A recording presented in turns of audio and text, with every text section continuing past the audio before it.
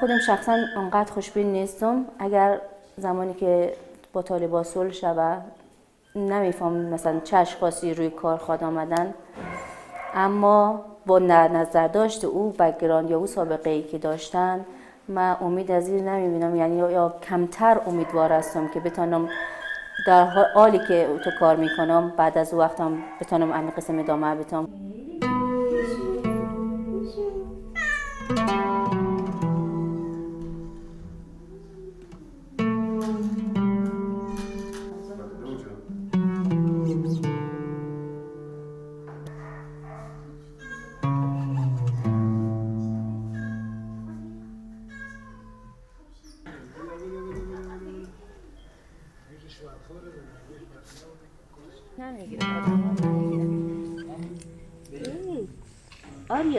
آریا فکر میکنم آمدن این طالبا یک تاثیر عمومی بر کار کردن و آزادی و استقلال خانم ها خواهد داشت.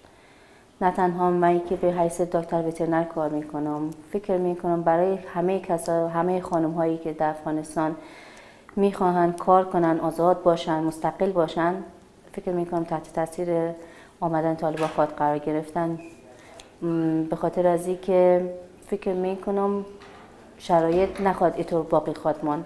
بعضی قوانین ها وضع شود، بعضی محدودیت ها وضع شود.